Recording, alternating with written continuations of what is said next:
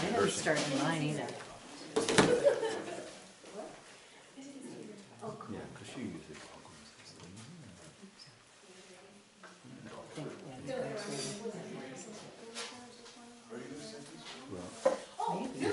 if she starts singing,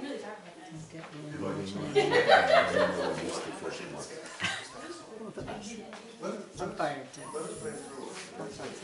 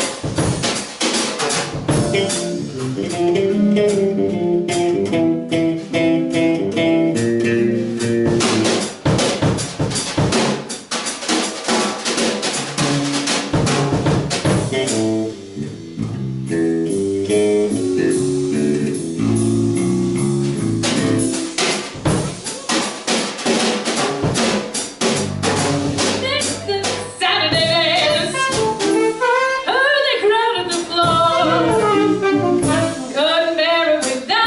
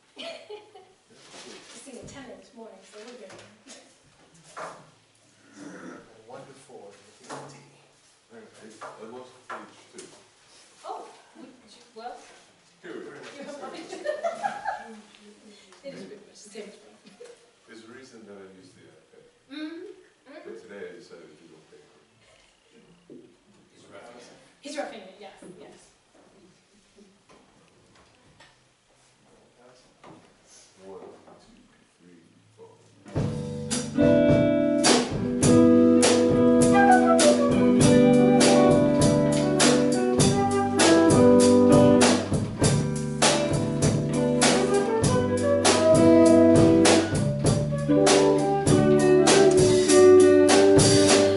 my bags are packed, I'm ready to go. I'm here outside your door, waiting to wake you up to say goodbye.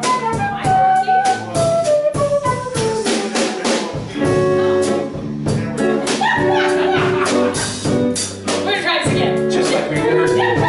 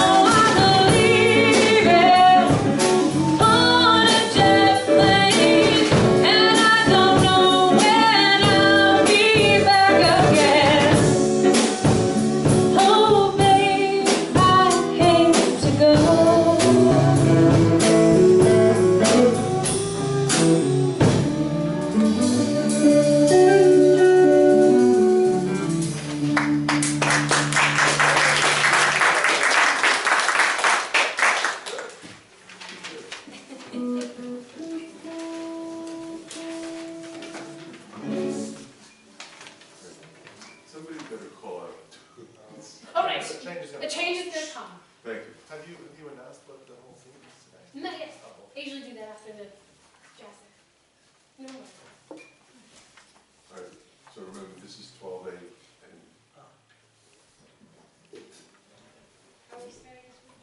I'll just start it.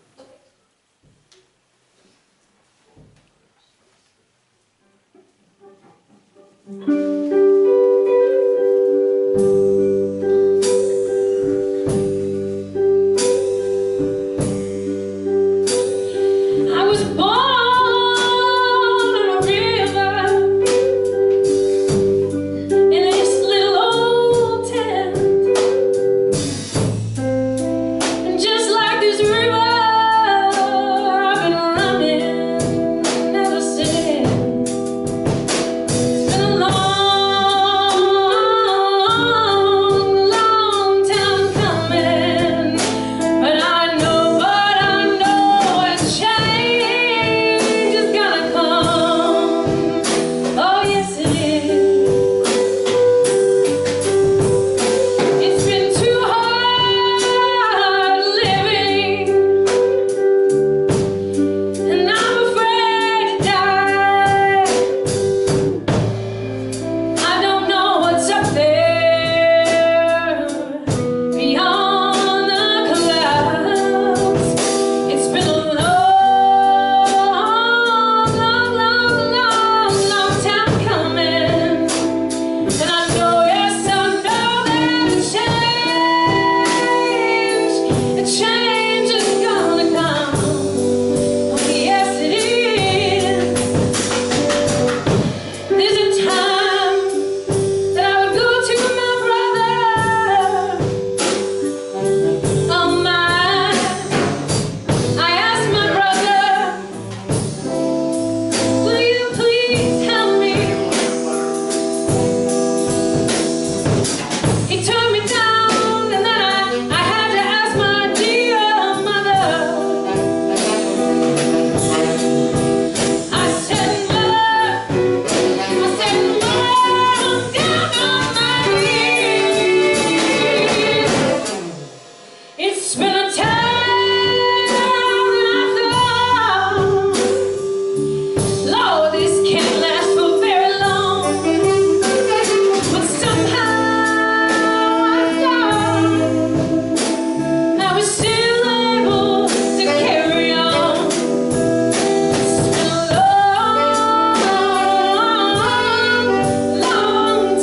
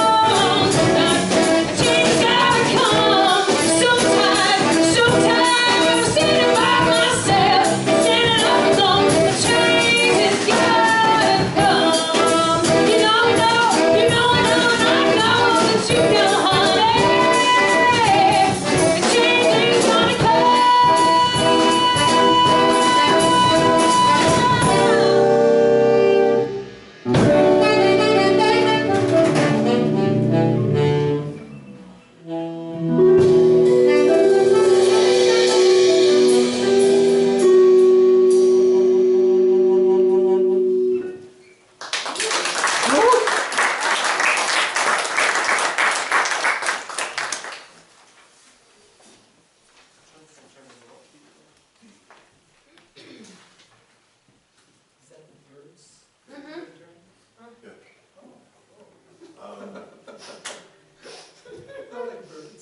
Just come in wherever it feels comfortable. Okay. I'm not sure. I'm not sure either.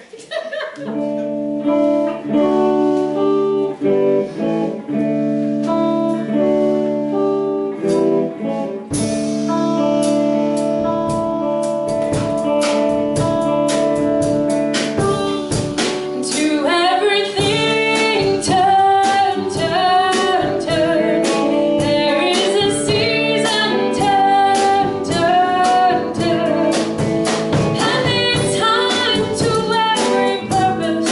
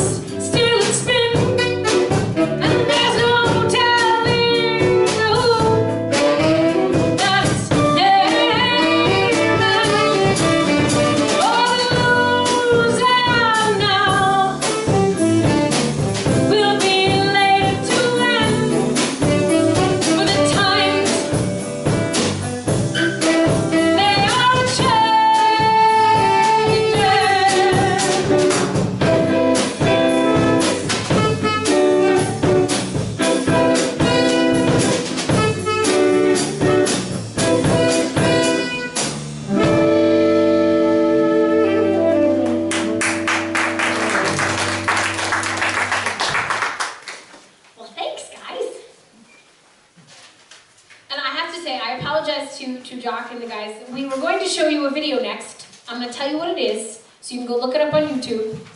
We're having problems with our Wi-Fi. It's a long story. But anyway, it's called Time to Change. And if you type in on YouTube, Time to Change, the Brady Bunch, it'll come up. The Time to Change, Brady Bunch. It's adorable, so I highly recommend putting that in. So I want to welcome you all to Jazz Sanctuary this afternoon. Whether you are here for the first time or whether you've been here over and over and over again, you are welcome here, and we are so grateful that you are sharing this afternoon with us. Just a couple of announcements. The first is that we have restrooms available. The first is just through this door to the left, or you can head back into the assembly room and through the lobby. You'll find them on the right-hand side. We also have water and coffee set up for you in the assembly room. We invite you to get up and get some liquid refreshment as you need, or to dance, whatever you need to do, cry, as the Spirit moves you. But today we've got sort of a double theme, because I wanted to do music about change via the changing of the seasons, but also the reality that change is inevitable. It's something that's a part of how we function in this world. Sometimes we try to hold on to things and then we get stuck and stagnant, and so the power of change and living into that change is necessary. And then Eleanor and Phil Kimball will be sharing us their experience at Chautauqua as our guest speakers about the ethics of dissent. And they had to correct me, I'm not a good speller, so I said to them, I'm so excited that you're going to talk about the ethics of dissent, like dissent. And they went, no, we'd really rather talk about dissent, D-I-S-S. I said, okay, great, let's do that. So. We are so grateful that you're here, and we thank you for being here. This is a gift to all of you, and if you are so moved, we invite you to pass it on. There is a basket by the door, and all of the funds this month will go to my pastor's discretionary fund. So thank you. So I invite you to now join with us in singing. It's your turn. We're going to start out with doing All Things Bright and Beautiful. You've got the refrain in front of you, which actually happens first in the hymn, in the song. And so we'll play it, the refrain all the way through, and then we'll come in together and I will pick up the verses.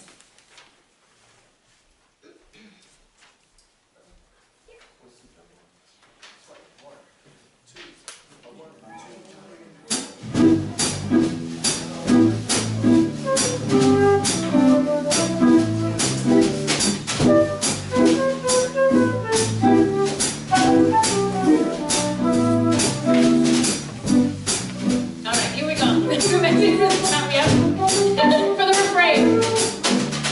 All things bright and beautiful, all creatures great and small, all things wise and wonderful, our dear God made them all.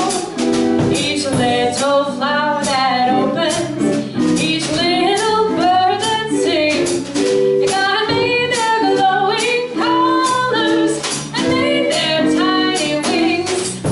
All things bright and beautiful, all creatures great and small, all things wise and wonderful, our dear God made them all. The purple-headed mountain, the river running by, the sunset and the morning that brightens up the sky.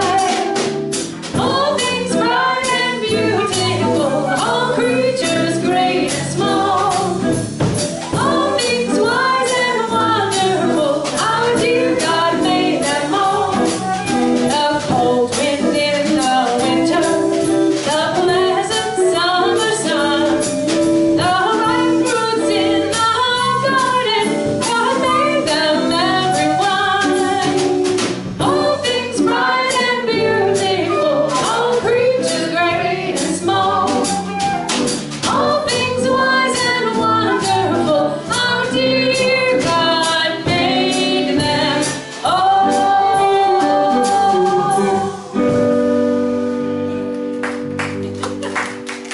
Nicely done, everybody. I'd like to invite you to join with me in our opening prayer, which is from the Four Virtues by St. Thomas Aquinas.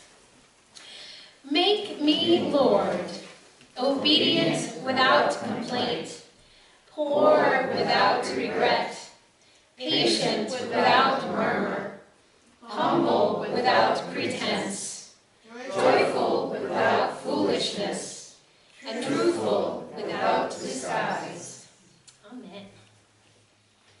So this one you will probably know as well. I invite you to join in if you would like, but we are going to next do Let Us Break Bread Together. Yeah. I think so. Or did we do it as a... This is the song about boxes. And friends.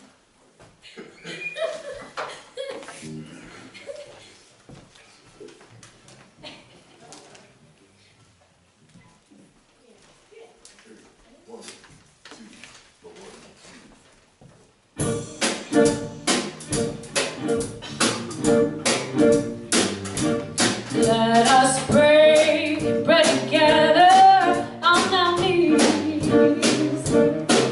Let us break bread together on our knees. When I fall on my knees with my face to the rising sun, my God have mercy on me. Let us drink wine together on our knees. Let us drink wine together on our knees. When I fall on my knees with my face to the rising sun, my God have mercy on me. Go ahead, Joey.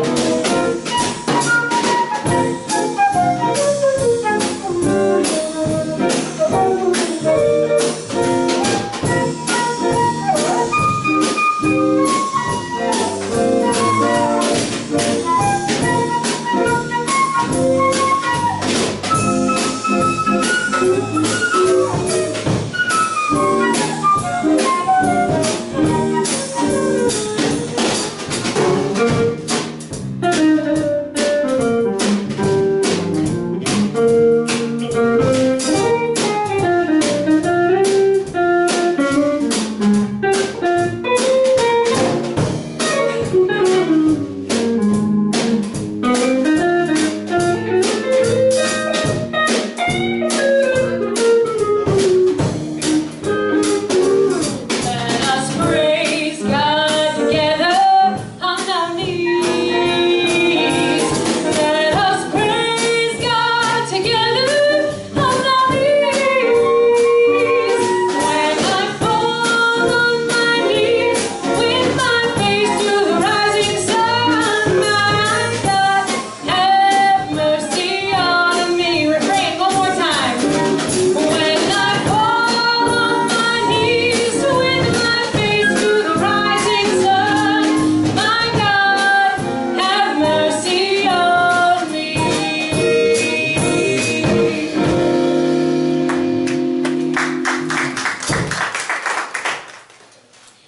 All right. So we are entering now into our agape feast, and I want you to all know and remember that this is a table of welcome, and all are free to come and to eat. As we gather at this table and do this worship service, we remember these words of our brother Jesus. I am the bread of life, and whoever comes to me shall never hunger. Whoever believes in me shall never thirst. We come to this table hungry and thirsty, seeking to be satisfied. As we gather at this table, we remember the words of Jesus, who said, "Come to me, all you that are weary and that are carrying heavy burdens, and I will give you rest." We come to this table, weary and burdened and seeking that rest. And as we gather at a table, we remember that Jesus comes to us in those who are strangers to us, in those who are hungry, in those who are thirsty, and in those who are seeking warmth. So we come to this table as strangers in a strange land, and we ask with humble confidence that you welcome us into your family, O gracious God. Please join with me in our prayer of adoration. Living God, you are present in our midst, and we praise you. You are tearing down walls of alienation and exclusion. For this we praise you, because in Jesus you have shown us a way of hospitality, simplicity, prayer, peacemaking, and resistance. Because your Spirit makes a new path for us, as we struggle to live in the shadow of doubt and fear. Weak as we are, you fill us with hope. Lover of our souls, you give us joy, and we praise you. Amen. We take joy in this meal where we give our love and our attention to one another, and we remember too that Jesus is here with us as we share this feast. And in the midst of this sacred meal, we set 3 symbols to remind us of Jesus' promises to us.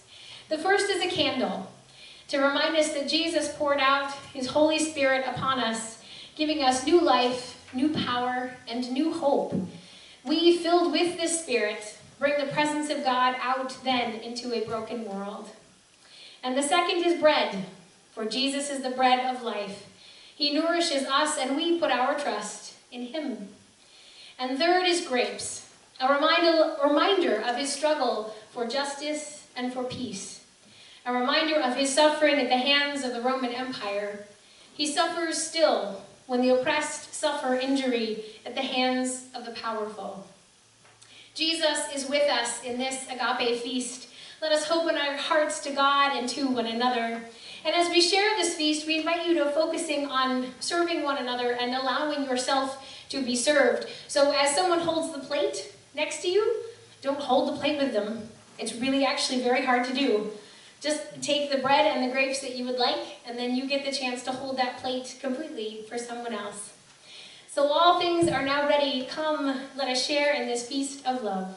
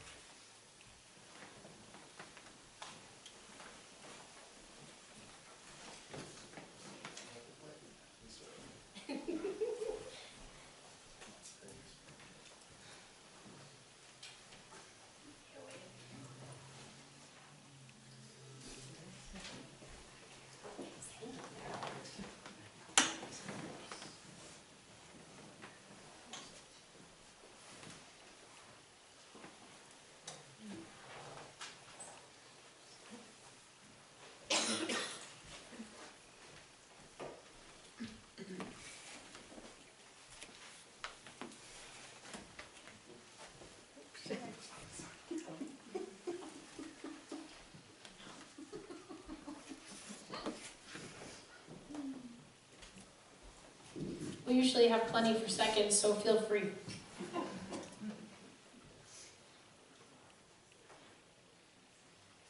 So the next is in the bowl.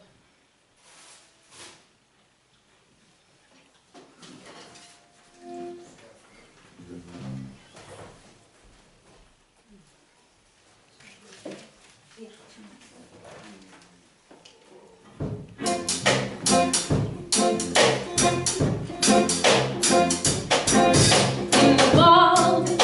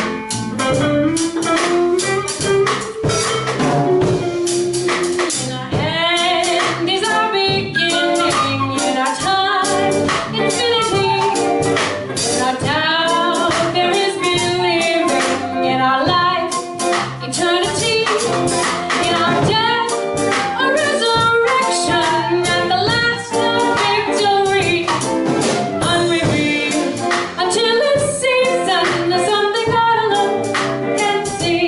It's something God alone can see. It's something God alone can see.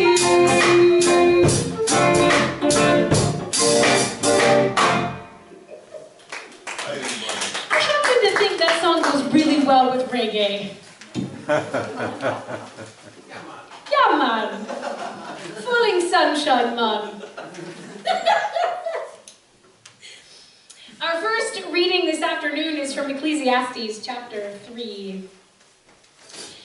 There's a season for everything, and a time for every matter under the heavens, a time for giving birth, and a time for dying, a time for planting, and a time for uprooting what was planted, a time for killing, and a time for healing, a time for tearing down, and a time for building up, a time for crying, and a time for laughing, a time for mourning, and a time for dancing, a time for throwing stones, and a time for gathering stones, a time for embracing, and a time for avoiding embraces, a time for searching, and a time for losing, a time for keeping, and a time for throwing away, a time for tearing, and a time for repairing,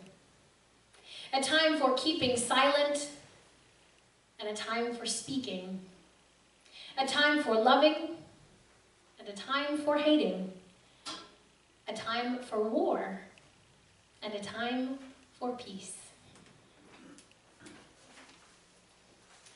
Next is A Beautiful March of Days.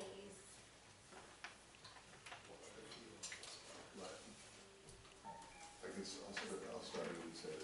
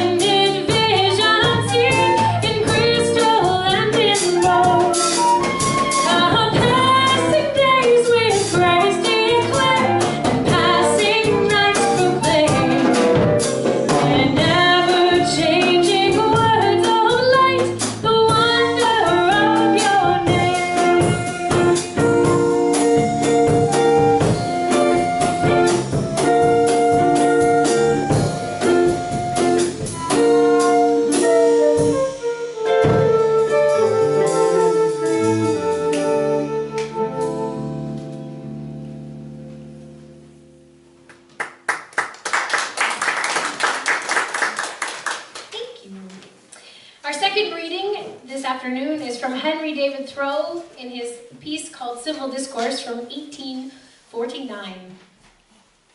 Unjust laws exist. Shall we be content to obey them? Or shall we endeavor to amend them and obey them until we have succeeded? Or shall we transgress them at once? Men generally, under such a government as this, think that they ought to wait until they have persuaded the majority to alter them. They think that if they should resist, the remedy would be worse than the evil.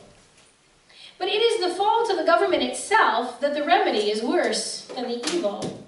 It makes it worse. Why is it not more apt to anticipate and provide for reform? Why does it not cherish its wise minority? Why does it cry and resist before it is hurt? Why does it not encourage its citizens to be on the alert, to point out its faults, and do better than it would have them? Why does it always crucify Christ and excommunicate Copernicus and Luther and pronounce Washington and Franklin rebels? With that in mind, I would like to invite Phil and Eleanor Kimball to come up and share their experience with us.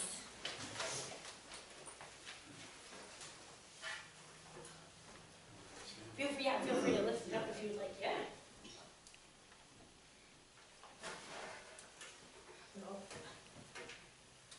A little high for me. Oh, you push it down, yeah, that's fine. Okay, that's good, thank you.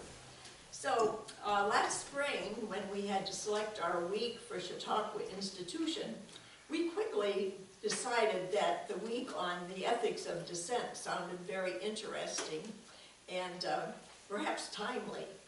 When we mentioned that week and the topic to a friend, he said, "Oh, there are ethics to dissent?" Well, we learned that there is an ethical way, a right way to go about making changes and things that with problems that need to be solved or issues that need to be changed.